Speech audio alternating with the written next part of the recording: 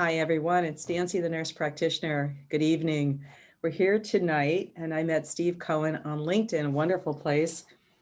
He is a wonderful man who's been through a lot of things, and we're going to share his stories with you tonight.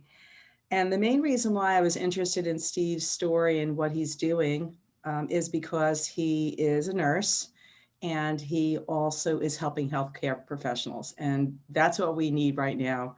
We need a lot of hope, support, people who care about us because we're caring about everybody else. And we're caregivers too. So even though my site is Caregiver Success, we're all caregivers, including the doctors, the nurses, the aides, and including mom and dad and all the other people. So we're going to talk about Steve. I just want to tell you about his interesting story. Can we start with that, Steve? And hi, thank Yep, you let's for go there. joining me, Thank you. So Steve told me that he was homeless at the age of 17 and a half, and he was able to live out of his car, continuing to care for himself, keep a job, put himself through school. And he was a cook, and then he was an occupational therapist who then became a rehab nurse. And then he became an infusion nurse where he did really well. And then he decided that he wanted to get into hypnotherapy. So we're going to learn about some interesting things from Steve tonight. We're going to first, let's ask you, Steve, why did you become a nurse? Let's start with that. Oh, why did I become a nurse? Well, I didn't want to become a nurse. That was never my lifelong dream. I was an occupational therapist before. Okay. And then I worked for an occupational therapist and I worked with children. And it was a federally funded program that ran the school that I worked in. And within a few years, it wasn't going to be funded anymore. And I had to think of what could I use my OT experiences for so I don't have to like redo myself. And I thought, what could I do? And I thought rehab nursing, go into nursing, become a rehab nurse. So that's how I started to become a nurse. Oh, okay. So when did you first become an occupational therapist? How old were you then when you put yourself through school? Uh, you know what? At that time, I was probably about 18 and a half years old. And it was interesting because people were always like, oh, I'm the youngest person. And I was afraid to say I was the youngest person in my class. Wow. And occupational therapy is really, really important now. As any of you know who's been through rehab, you have to have it if you've been through any kind of physical changes to make you independent out there. So then you became a hypnotherapist through this long journey of things that you did. What made you think of doing that? And what was your reason for hypnotherapy? Well, you know what? I think when I was young, I probably had pieces or spirits of knowing a little bit about hypnosis. But what happened is I started out as a rehab nurse and I went from becoming a rehab nurse to an IV nurse. And from an IV nurse, I was at patients' homes. So when I came back I lived in Colorado and I started doing IV therapy out there in patients' homes. And when I came back to Chicago, I went to a patient's home who she was on TPN. Mhm. And when she was on TPN, I was talking to her a little bit and I said, I'm just wondering, do why you have these symptoms? She had GI symptoms. And she goes, I'm really not sure. So I said to her, is everything good in your life? And she said, yeah. I said, your husband is you're treating you okay? Because I really need to know that's something that's important. She goes, yeah, my husband loves me. And I said, oh. And then as I'm talking to her, her husband had just walked in, but then he walked out. And then her mother walked in. And I'm like, is the relationship good with your mother? And she goes, I love my mother. And her mother walked out. But when her mother walked out, I looked at her face and I'm like, there's something not right. Nurses, I think, are really great at assessing. And with this patient, I looked at her face and I'm like, there's something not right. I said, do you really love your mom? She goes, yeah. I said, do you really love your husband? She goes, yeah. I said, I have to tell you, something just doesn't seem right here. And she goes, Steve, I have to be honest with you. I love my mom and I love my husband, but my husband does not like my mom and my mom does not like my husband. And she goes, I love them so much. Mm. And I was like, you know what? I think this is where a problem, is going to be created. But one thing I did say to her is, I said, what is it that you really want to do? What really makes you happy? And she said, I want to have a baby. She goes, I can't wait for that to happen. But my concern was she had so much negativity that it was going to affect her ability to have a child or something regarding the reproductive system. Mm-hmm. And even when I went back to my office, I talked to the people in my office. I said, something is going to happen to this woman. I know she's a GI patient, but something's going to happen that has to do with the reproductive tract. And people are like, Steve, you're a nut. Where do you get that from? And I'm like, because she's thinking negatively, and she's also thinking of reproduction. Mm-hmm. And what was so interesting is this woman lived about 40 miles from where I lived. And she called me one day and she said, Steve, she goes, guess what? She goes, I live in your neighborhood. I'm like, really? I said, where? And she told me where she lived, but it wasn't my neighborhood, really. It was about 20 miles away still. And I said, so you called me to tell me that you moved into my neighborhood? And she goes, well, Steve, no, I actually called to tell you that I've got ovarian CA. Oh, wow. And she said, I'm not going to make it. And I had first started working with hypnosis with her in her house Mm-hmm. when she lived 40 miles away. I knew I had worked with hypnosis with other patients before. And this patient said to me, she said, Steve, there's nothing that's going to change no matter what I do right now. She goes, but the one thing that I do want you to do for me is I want you to come to my house in this town of Elgin. My husband's going to call you, and I want you to do a hypnosis session with me before I die. Oh. And I said, she goes, I have so much stress. I mean, my mother treats my husband better. My husband treats my husband better, but I know they're just tolerating each other. And she goes, I'm just so stressed out. And she goes, I just want that. And sure enough, probably within maybe another week, a couple weeks away after that, the husband called me up and said, my wife said she needed a nurse to come over here and she said to call you. Well, I knew I wasn't going there as a nurse. And I went there and I did something called a creative visualization with her. And I watched her breathe her last breath. She was a hospice patient. And I walked out and her husband said, how's she doing? And I said, well, she's gone. He's like, what? She was doing well when you went in there. And I was like, no, she really wasn't. I mean, she Mm-hmm. already, started having that Cosmo breathing, when I was coming in there. Mm-hmm. So he went out of sorts. But anyway, I started with that patient. And then because I was a little bit concerned how people would take hypnosis in healthcare, I was a little bit slow on the uptake on doing it with other people because it worked so well with her. But I wasn't sure how it would be handled. And the company that I did my IV therapy with actually asked me to leave or stop doing hypnosis or leave. And I picked leaving over hypnosis. Mm-hmm. Wow. So that's really interesting. Right. And so how are you using this hypnosis now, and why are you using healthcare professionals as your main population? Tell me why.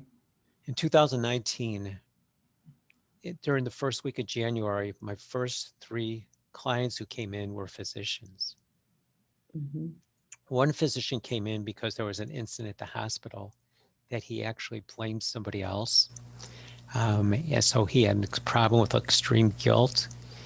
I had another one who came in very depressed, who I was able to work with him initially just once because somebody was in his condition, hypnosis does not pull someone out of a deep depression. I mean, it helps people who are down, but for me, it's got to be people who they're down for a reason. All of a sudden they lost their job. That's a reason. All of a sudden you don't have income or you've lost your house. That's a reason that I consider functional. But when someone comes in and they're depressed for a reason that I think is more, emotional, psychological, they go somewhere else. So I had that physician, and then I had another physician come in who actually was just overly stressed. Decisions he had made, wasn't sure if he made the right decisions. So I started out with patients who were medical practitioners, medical professionals in beginning 2019. I've had medical professionals before, but to have the first 3 people, I knew that something was going on. It's neat when you have this path kind of fell, you're walking on this path and it just kept going and you're like, I guess this is the direction of the path. That's it. So Yeah. there's so many health professionals out there, and just now that I'm in with the vaccinating and helping in a hospital, you can see the moving parts, and how you have to get the job done. You have to have the right supplies. You've got to see the patients on time. You got to solve any adverse reactions. It's just no matter what you do in healthcare, it could be stressful or it could be fun or it Right. could be both. And it's all how you look at it, or you leave if it's just not, if you see the writing on the wall, it just isn't worth it. It's interesting because you were saying about the lady with the abdominal issues. Um, I did a video with somebody who works with Qigong, medical Oh, Qigong, and he says the liver is where that are toxic, and many people have fatty livers that are not working right, which is our main sewer system, so to speak, to clean us out and go through all the things that come through our body goes through the liver. And if you have a fatty liver, how's it supposed to help detoxify you? And he says anger, resentment are 2 of the main things that come through the liver. So he does medical Qigong every day. So I could see how the mind over the body, or the soul, mind, and body really have to stay connected in order to be successful and free and well, right. And the other thing that's important about that too is I was out running the other day, and on my iPod comes as a commercial about a medication that's over the counter that solves, 8 ailments. And the thing is, you know what, if someone could just decrease their stress, if they would eat well, if they would get plenty of rest, if they would just distress themselves, they would not even need that medicine. But then when it turns out that you're on medicine after medicine after medicine, you really have to start detoxing that liver, because there's things that you could do instead of taking the medicine. And sometimes what happens is people say, you know what, I want the easy thing, just give me the prescription and you know what, that'll help me. But nobody realizes that they're not helping themselves. They're hurting themselves, because the more medications you take, the more you're breaking down your body, the more you're breaking down your system. And instead of saying, you know what, let's not even get to that place. So you need the medicine. So you live longer, you live healthier. That's the way that I believe that, we need to go, is to care for ourselves. Mhm. So as far as the hypnosis, and I can understand where a health professional would probably come to you because they're under the radar a little as far Right. as insurance, and you don't go through insurance, right, to get hypnosis. Is that correct? No. They come in and they give you a check or whatever, and they could leave, and they have this piece of information, mental information that they can use through the day and the week till they see you again for another session to help them keep working on themselves to free Right. themselves, correct? Correct. And usually what I'll do is I'll start with, even when I first meet people, I'll start teaching them some techniques of self-hypnosis so they can go through, the week. People come in, sometimes I have medical personnel come in and they're just like, you know what, I don't want anybody to know about it. I'm like, that's fine. I said, because nobody, I mean, it's not like in the hospital where you go and you get sick and then all of a sudden your insurance, can track you from 10 years ago and Yeah, say, oh, guess what? Your insurance is going to go up because you had this, that, the other. yeah. People come into me and it's basically, it's between them and myself, unless it's something that's going to harm themselves, someone who's going to harm themselves, or if it's something that I'm not too sure of what it is, I will give them some paperwork to give to their doctor and just say, I want to just verify, that we don't need to do anything else for this person, that there's no tumors, there's no low blood pressure, that, I'm going to bring them down too low. So there's that aspect, but most of it, it's private. And that's why the physicians came in to see me, because they didn't want anybody to know, that they were going through a difficult time, because they thought that would really have a negative effect if all of a sudden you find out your physician is depressed or, you know. And I know 2 or 3 that have committed suicide, and it's like you say, "Wow, I didn't even see that coming. I just saw him last week," and yet they're Right, crying inside, and I'm supposed to take care of you, but you can't take care of me. It's a lot of pressure, and they're just human, right. professionals of all types. So how do you create a great patient relationship or experience? How do you create this experience for them? Well, first of all, I always screen people before they come in, just to talk with them a little bit. And unlike going through a medical procedure, for me, hypnotherapy is fun. I want people to enjoy themselves. I want people to, all of a sudden, even after they come in for the screening, some people will say, you know what, Steve, I know I came in for X, but you know what? Y happened. How did that happen? How did it turn out? The person I work with, who just aggravates the heck out of me. All of a sudden, you know what? I just said, "Oh, is she not working today?" And they're like, "Steve, she's been here all shift." But somehow they're not, they're still doing their work, but they just sometimes just change. So what I really like to do is to start out with making it fun. It's not work, it's people will come back. I leave my people can text me during the week. I have staff text me during the week to ask me questions. And I know we always just try and make it fun, because the thing is, you do a lot better if your doctor treated you with, with his, if you wore a rubber nose than if, he just came in and saw you with, That's true. his regular stethoscope and, So can you do Zooms and for hypnosis, or do you have to be right yeah, in the room together? Okay, good. So you can we, see we, anybody we can, anywhere. yeah. So we can do virtual. And the other thing I forgot to mention too, is when people come in, it's not like going into doctor's office and it's like, well, I got 5 minutes for you. People usually come in 50 minutes, an hour. I've even had people have come in for an hour and a half, I was going to ask because you how sometimes long. they just need the time. Yeah. So they need the time sometimes just to, and sometimes people will just talk for a little while and give me a good idea of, something that they've seen, they've heard, they've smelled, they've touched, that really, drives them crazy. And so you help them desensitize, so to speak, Right. so that they don't feel the pressure and the stress of it, so the body doesn't get another punch, Right. from the environment, how they take Right. it. Mhm. And people will sometimes come back and say, they'll come in and say, I want to relive I want to go back to when I was 5. I think this happened when I was 5. And I can do that for people, but the thing is, I'm not interested in doing that if I don't have to. And the reason why is I don't want people to just rehearse over and over again negative experiences. I want them to actually build on experiences and get better. So the more we work on things that are negative, the more difficult it is for people to move forward. That's really interesting. So there's something that you're working on. You have a site. It's called Happy Healthcare Pro, which you have up on Right. the screen behind you. Courage to look ahead.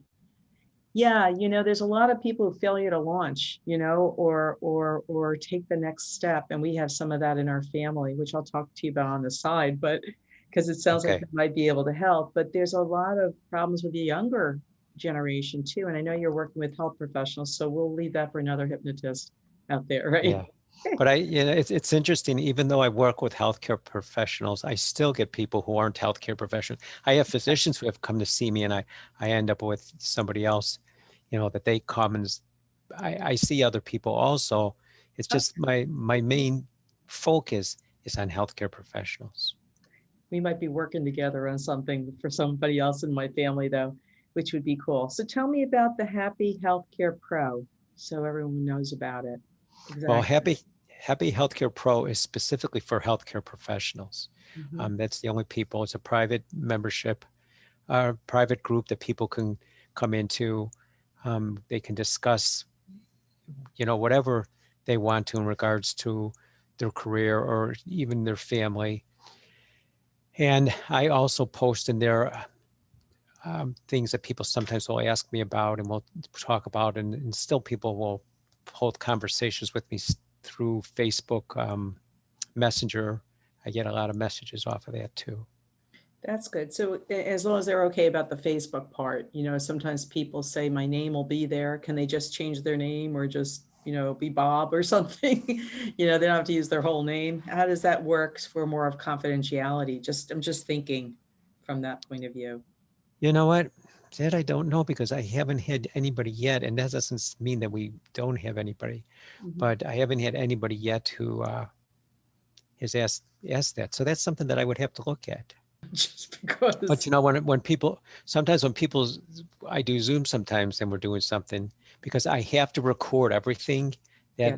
that I do because I don't want someone to say, oh yeah, this happened or that happened. And so I do have to do that. But I will tell people, if you want to change your name into Zoom, you can. Because Yeah. you could be whoever you want in Zoom. Yeah, exactly. Pick another name. We do it on Yeah. our emails and everything, which might be good. So Medvesta hypnosis tell us more about that part as well. So I know the differences between these two entities.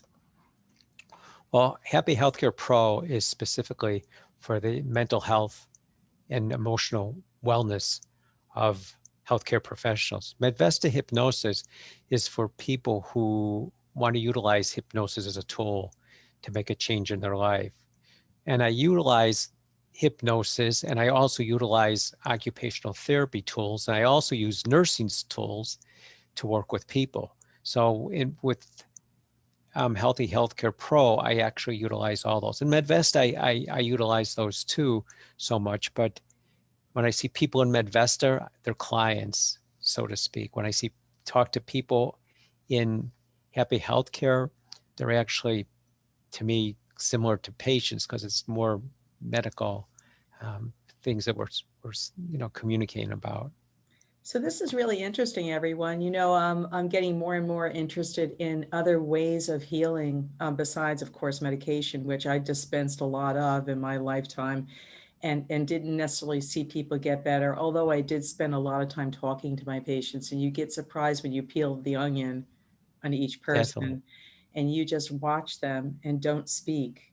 You get a lot of information and they don't know how they gave it to you, but it works every time. So you have a wonderful tool to use here, Stephen. I really think it's wonderful. How can we find you? How can we get to you if we're interested in your program? Um, you can go, if you're interested in Medvesta Hypnosis, you can just go to www.medvesta, that's Medvesta. So med is for medical, Vesta is investing, Mm, Investa. So medvestahypnosis.com. okay. And I can put in the link here, the uh, the link for, I have to do this here real quick. What we can do is I can actually, Yeah, you can. everybody, just so you know me, Nancy, the nurse practitioner, I have a facebook.com caregiver success page. And after I do my videos, if there's any information from the video, you can always go there and download and see. And then I send you to the video on the YouTube channel. So at least you have both connectors to do with that. Would that work for you, Steve? That works for me. This was wonderful. I am so glad that you joined us. Is there anything else you'd like to share with the people out there from all over the world that are watching this? Well, and I always say the most important thing is to maintain a habit. Nobody does well unless they maintain a habit. And I'm just going to tell you one real quick story, Nancy, Mhm. because when I first moved to Colorado, I was a nurse. I had a patient who, she was 5'6" and she weighed 245 pounds, and she had a stroke. And I didn't work at that point. I didn't work in the floor she was on, but I went up there and she became my patient. And they just said her stroke is so massive that she's not going to make it. So the occupational therapist, the physical therapist would come in and they'd be moving the arms up and down. And I'd say to them, she's not going to make any progress with you moving her arms up and down. And they're like, yeah, but she won't get so tight in the arms. I'm like, you got to make her move. And they're just like, Steve, she's not even going to make it. What are you talking about moving? So I said to her, I remember her first name was Maria. And I said, Maria, can you hear me? And people were just looking at me like, what is wrong with you? I said, Maria, if you can hear me, blink your eyes. And she did. And people were like, I was like, what'd you think? She's dead here? So I said, blink your eyes. Now, Maria, here's the code we're going to work out. If the answer is yes, blink once real tight. If the answer is no, blink twice. So we got that in. And then the next thing I did is with her, I said, Maria, I said, they tell me you can't move, but I bet you you can move a finger. I said, move a finger just a little bit. And everybody's, of course, staring at her hands. And one of her fingers starts trembling. And people are like, that's a trick. You're doing a trick. I'm like, what do you mean? I have nothing in my hands. There's no magic to this. Maria, every single day, even when the days I was off, I'd go up and I'd say to her, Maria, move your finger.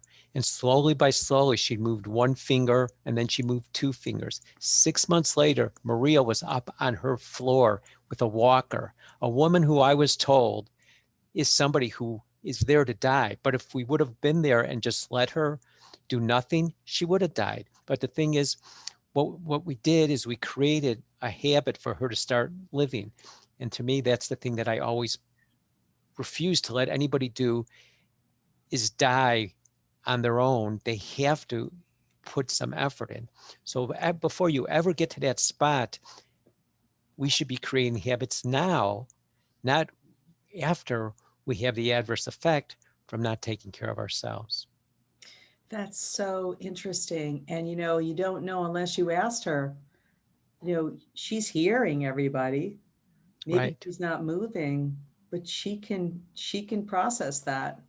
You just had to take her to the next step. right. That I is was, so yeah, wonderful. yeah, I was told when you come in the world, the first thing that's working the first sense is your hearing. And I was told when you leave, the last thing is hearing. So the thing is, I just used what I knew. I was a nurse, but I was using what I knew from occupational therapy. And I knew she actively needed to move those extremities. Passive range of motion would not work. And that's the way it is as human beings. Passive range of motion, taking medicines, having somebody push you doesn't work. You have to move yourself.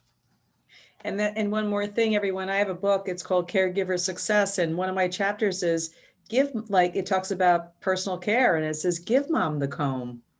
Let her comb her hair.